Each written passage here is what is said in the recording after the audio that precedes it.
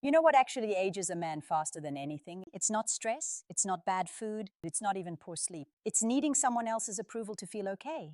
And most men over 60 don't even realize they're doing it. They've spent 30, 40 years adjusting, shrinking, managing other people's emotions before their own. Here's what I'm going to show you today. There's a specific psychological trait, one that shows up consistently in men who are healthier, sharper, and more attractive well into their 60s and 70s. Researchers have studied it. Women instinctively respond to it, and most men have never been told it exists. I call it the peace advantage, and by the end of this video, you will understand exactly how to use it. But first, you need to understand why most men your age are quietly losing something they can never get back. Let's get into it. The why, the psychology behind the decline. Here is the brutal truth most men miss. Somewhere in your 40s, maybe your 50s, you made a deal. You didn't know you were making it, but you did. You traded your inner quiet, your sense of self, for the maintenance of peace around you. You became the manager of everyone else's comfort. Your partner's moods, your kids' expectations, your employer's demands. You became reactive. And reactive men age poorly, not just emotionally, biologically. Here's the science. When a man chronically operates from a place of emotional reactivity, when his baseline is anxiety, people-pleasing, or unresolved low-grade conflict, his cortisol stays elevated.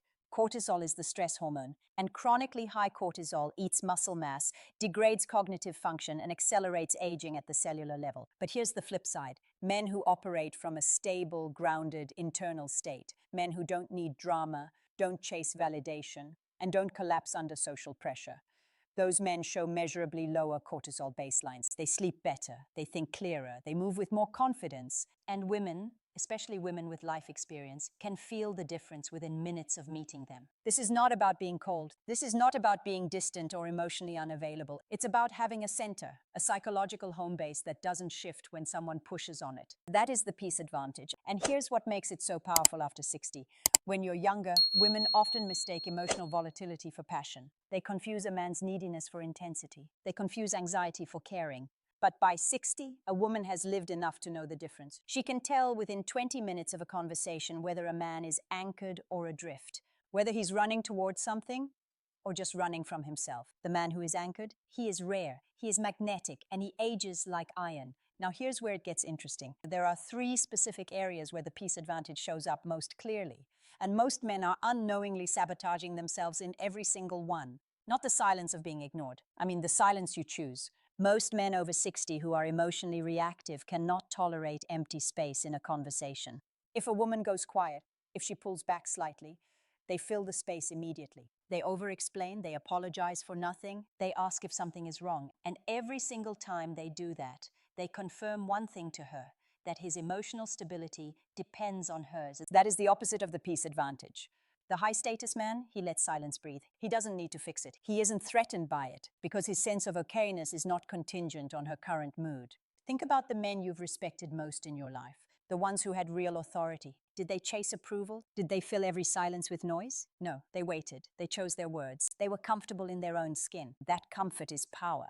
Now, here's what most men don't realize. When a woman sees a man sit in silence without flinching, without scrambling to manage her emotional state, her nervous system registers something important: safety, strength, presence. She doesn't have to carry him emotionally. And that is an enormous relief. But silence is only one piece. Area 2 is where most men make a more costly mistake. And I'll get to that in a moment. But first, understanding this is crucial. But it's completely useless if you fall into the trap I'm about to show you in area number 3. Stay with me. Area number 2, how you talk about your past. Your history is either armor or anchor. Men who have not made peace with their past, a difficult marriage, a career regret, an estrangement from a child, carry that weight into every interaction. And you can hear it. It leaks into how they talk about their ex-wife. It shows up in the edge in their voice when they talk about the job they lost or the business that didn't work. That resentment is aging you, not metaphorically, literally. Studies on chronic resentment and emotional unforgiveness consistently show elevated inflammatory markers, disrupted sleep architecture, and reduced heart rate variability. That last one matters. Heart rate variability is one of the strongest biological predictors of aging quality and longevity. Men who have made peace with their past, not men who pretend it didn't happen, but men who have genuinely processed it and moved forward. Those men carry themselves differently. They don't need to relitigate old wounds in conversation. They don't signal unfinished business. They are present. And a woman who has lived enough of her own life to understand what real peace looks like, she is drawn to that man like gravity. Here's the contrast. The reactive man says, "My ex made my 50s miserable. I wasted years on that relationship." His tone is bitter, his jaw is tight. He's still in that marriage even though he's been divorced for a decade. The anchored man says, "That chapter taught me a lot about what I actually value. I came out of it knowing myself better." He means it. His voice is level. He's moved on, not in denial, but in truth. One of those men ages well, one doesn't. Now, area 3. And this is the one that surprises most men. This is where the peace advantage either locks in or falls apart completely. How you react when you are directly challenged. This is the stress test. This is where a man's real psychology becomes visible. She says something that implies you're wrong, or she pushes back on a decision you've made, or she tests your confidence, maybe even consciously, maybe not, by questioning your competence, your past choices, or your direction. This is the moment, and here's how two very different men respond. The weak man's response: he argues, or he collapses. He either gets defensive and raises his voice, trying to win the exchange, or he immediately backs down, agrees with everything she said, and trades his position for her approval. Either way, he just failed the test. The defensive man tells her his confidence is fragile. The instantly compliant man tells her he has no backbone. Neither of those men has the peace advantage. The high-status man's response? He pauses. He genuinely considers what she said. And then he responds from his actual position, calmly, without apology, but also without combat.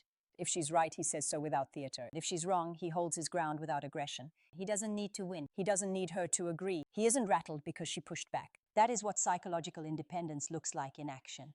And it is one of the most attractive qualities a man over 60 can project. Here's what this does neurologically. When a man responds to challenge with calm certainty, it signals something very old and very powerful in the human brain. It signals this man has been tested before. He is not new to difficulty. He doesn't fall apart. That is not just attractive. That is a biological trust signal. Women, on a level most of them cannot consciously articulate, are wired to respond to that signal. Because a man who is not threatened by challenge is a man who can handle real life. A man who can be a true partner, a man who doesn't need constant emotional management. Now, let me give you the 3-part framework that makes all of this operational, not theoretical, usable. Step 1, establish a daily internal baseline. Every morning before you interact with the world, ask yourself one question: what do I actually want from today? Not what do I need to manage, not what does someone else need from me, what do I want? 5 minutes, that's it. It recalibrates your nervous system towards self-direction rather than reactivity. Step 2, choose one unresolved resentment and close the file. You know what it is. You've been carrying it. A relationship, a decision, a loss. Write down what it cost you. Then write down what it gave you. But even if that feels like a stretch, you are not doing this for the other person. You are doing it because the man who carries that weight into the next decade will be smaller for it. Close the file, move forward. Step 3, practice the pause. The next time someone challenges you, a woman, a colleague, anyone, do not respond for 3 seconds. Just breathe. Then speak from your actual position. This sounds too simple to matter. It is not. That 3-second pause is the line between reactive and grounded, between a man who is controlled by the moment and a man who controls himself. Do that consistently for 30 days. Your baseline will shift. People will notice, including women who have spent their lives watching men react. The men who age with power, with health, with genuine attractiveness, they have internalized these 3 things. They don't chase approval. They don't carry the past into the present. And they don't flinch under pressure. That is the peace advantage in full operation. Here's what I want you to understand about the decade in front of you. You have something most younger men don't. You have experience, you have evidence, you have lived through things that would have broken a less resilient man. And if you have arrived at 60 or 65 or 70, still standing, still curious, still in the game, that is not nothing. That is the foundation of genuine authority. The peace advantage is not something you build from scratch. It's something you uncover. It's already underneath the reactivity, underneath the old conditioning, underneath the years of managing other people's comfort before your own. The men who age well don't stop having passion. They don't stop caring. They don't go cold. They just stop leaking energy in directions that don't serve them. They become still in a way that is not passive. It is powerful. And women who are worth your time, they can feel that stillness from across the room. It's not invisible. It's not subtle. It reads as one of the most compelling qualities a man can have at this stage of life. You are not past your prime. You are, for the first time, entirely equipped to be exactly who you needed to be all along.